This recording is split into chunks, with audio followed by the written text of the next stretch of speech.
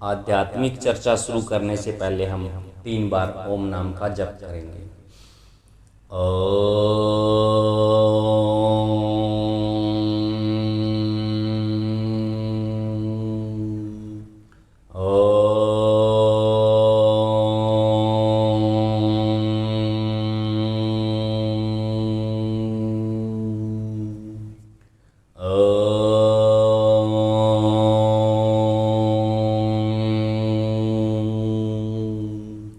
श्री रमन महर्षि से बातचीत।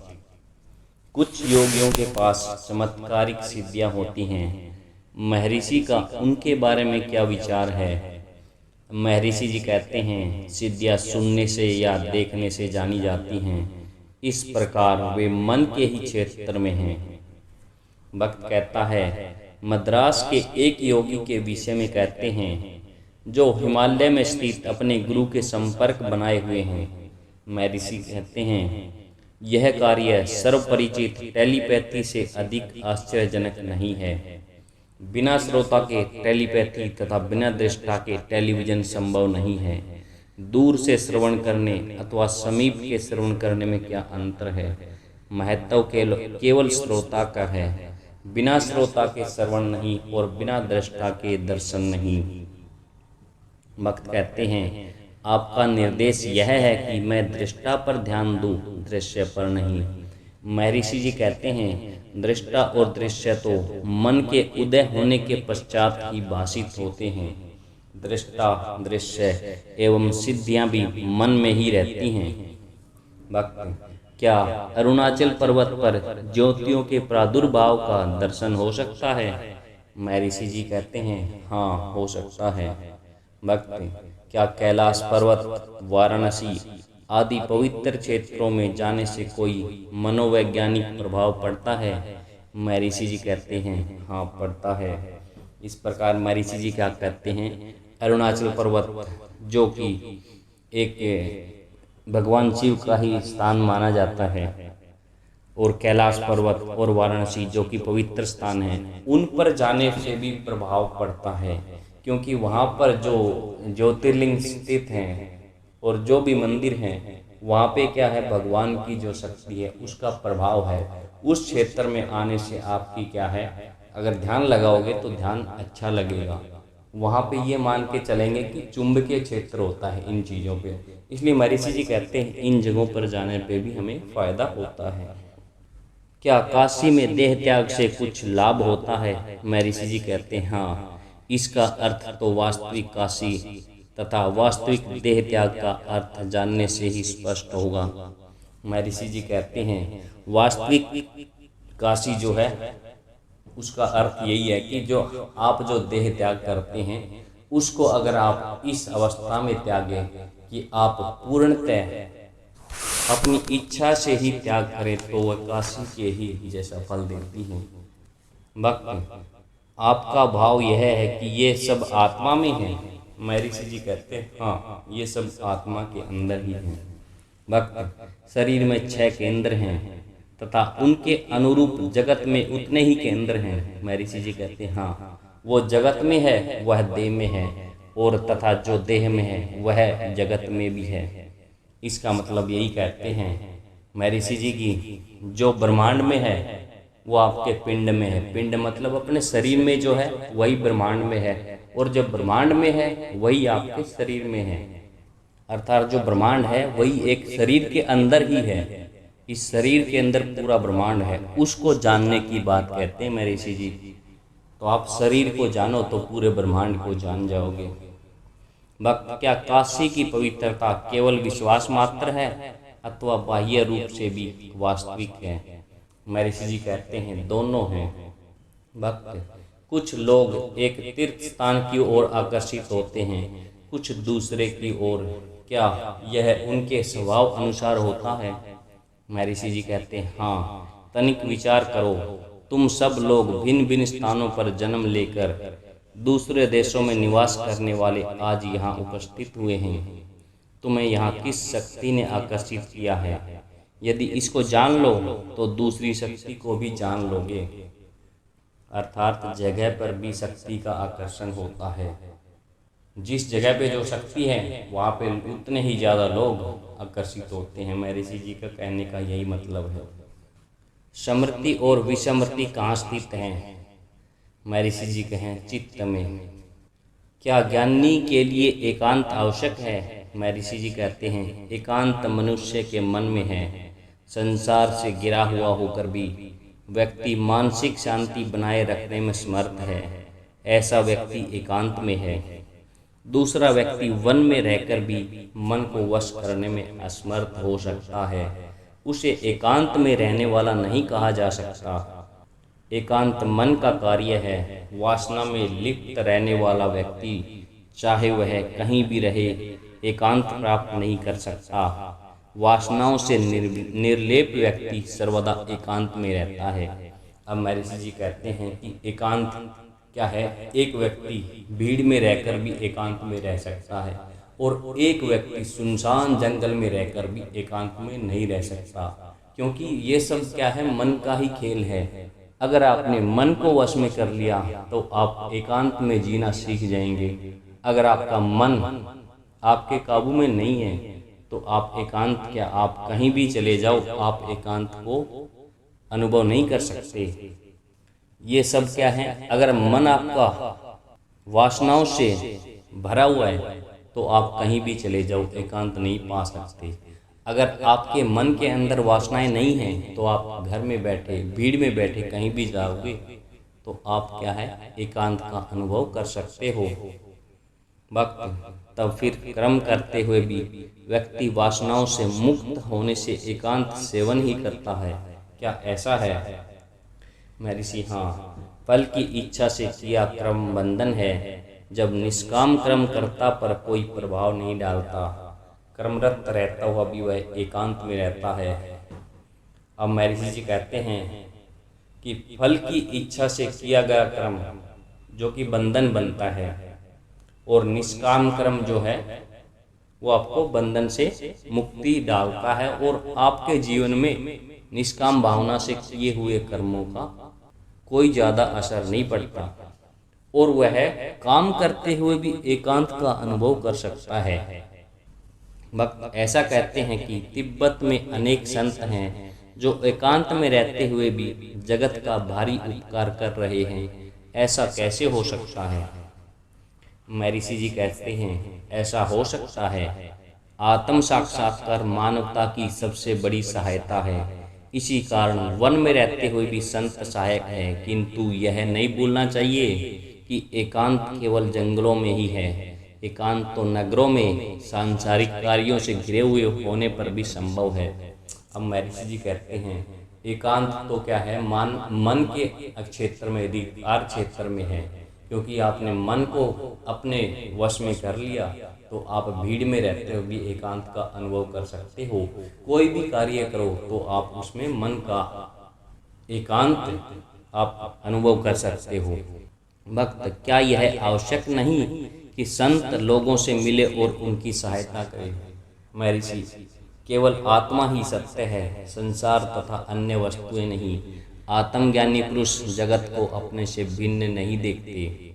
अब महर्षि जी कहते हैं जो भी आत्मज्ञानी पुरुष है, जिसमें आत्मा का ज्ञान प्राप्त कर लिया है, जिसने अपनी आत्मा को जान लिया है, उसके लिए है कोई भी भेदभाव नहीं है। सब चीज़ें आत्मा है, वो सब चीज़ें बाहर जो हैं वो उसके अंदर हैं। किसी भी चीज़ में भेदभाव नहीं करता वो।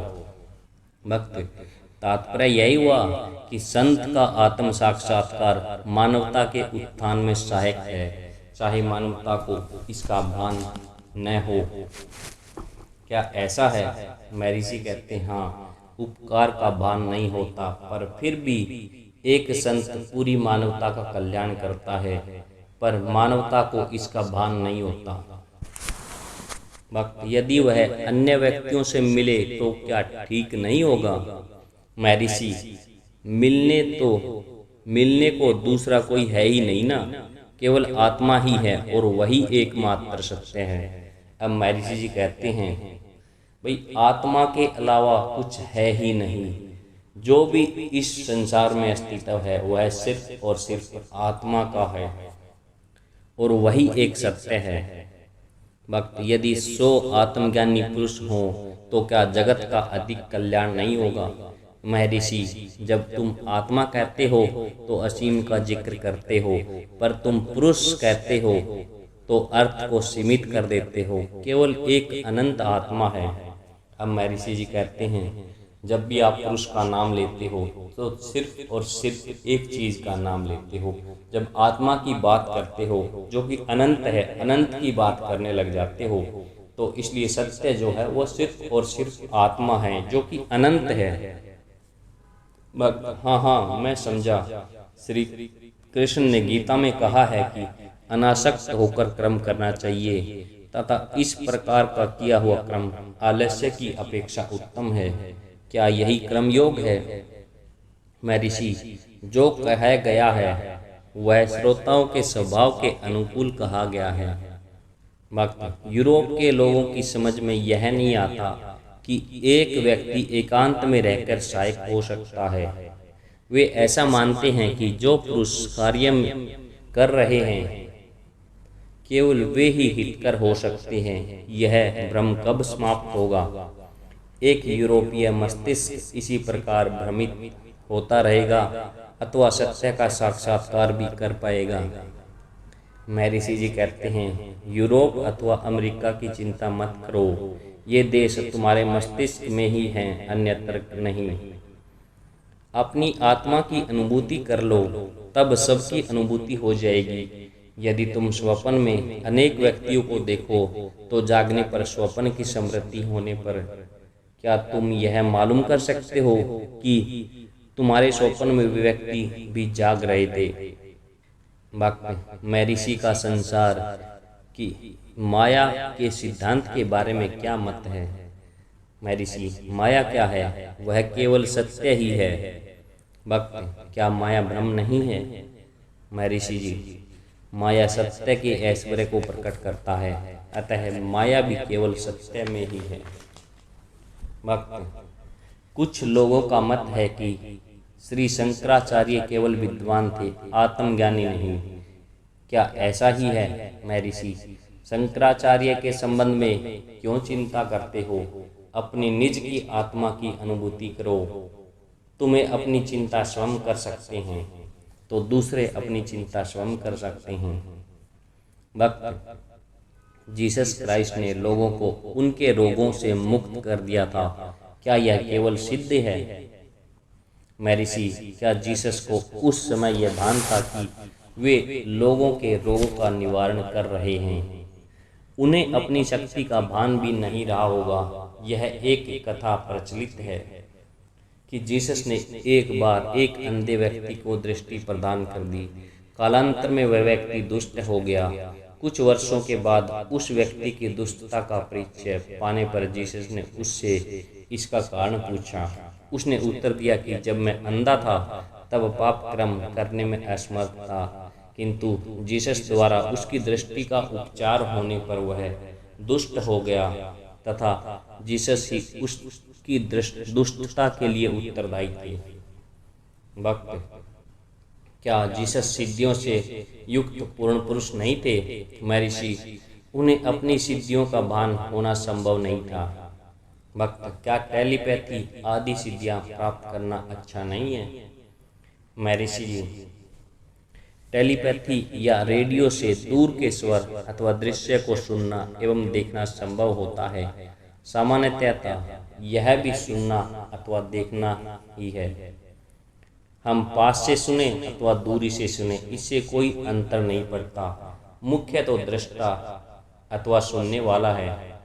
श्रोता तथा दृष्टा के अभाव में श्रवण अथवा दर्शन संभव नहीं है। ये सब केवल मन ही क्रियाएं हैं। इसलिए सिद्धियां भी केवल मन में ही होती हैं, वे आत्मा का स्वभाव नहीं है। जो वस्तु मौलिक न होकर प्राप्त की जाती है वह स्थायी नहीं हो सकती तथा प्राप्त करने योग्य नहीं है।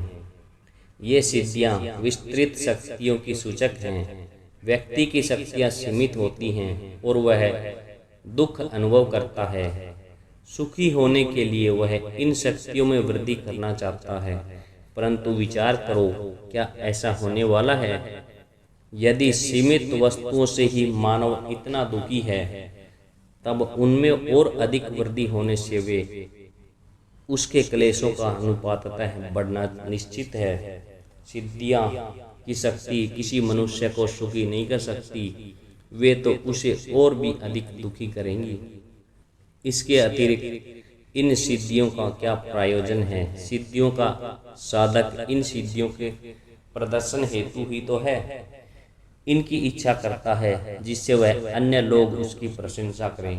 प्रशंसा ही उसका लक्ष्य है। जिसकी प्राप्ति न होने पर वह दुखी होता है, उसे अन्य प्रशंसा करने वालों की भी आवश्यकता होती है।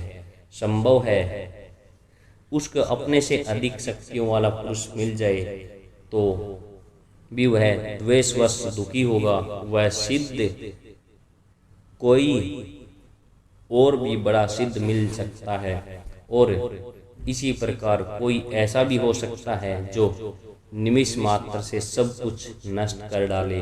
वह सर्वशक्तिमान सिद्ध है और वह है ईश्वर अथवा आत्मा। वास्तविक शक्ति कौन सी है? क्या वह ऐश्वर्य बढ़ाने के लिए अथवा शांति के लिए? जिससे शांति की उपलब्धि हो वही सर्वोत्तम सिद्धि है। किंतु यूरोप तथा अमेरिका की सामान्य जनता इस प्रकार के दृष्टिकोण को नहीं समझ पाएगी। उनका आग्रह तो शक्तियों का प्रदर्शन तथा भाषण द्वारा ही शिक्षण का ही रहेगा। महर्षि जी कहते हैं, भाषण से व्यक्तियों का बिना उनका सुधार किए कुछ घंटों मनोरंजन हो सकता है, जबकि मौन स्थायी वस्तु है तथा सारी मानवता के लिए कल्याणकारी है। मगर मौन तो समझ में नहीं आता। महर्षि कहते हैं, इसके कोई अंतर नहीं पड़ता। मौन तो भाषण ही है। मौखिक भाषण इतना प्रभावशाली नहीं जितना कि मौन। मौन तो अनंत भाषण है। पुरातन गुरु दक्षिणमूर्ति आदर्श हैं। उन्होंने मौन द्वारा ही अपने ऋषि शिष्यों को उपदेश दिया था।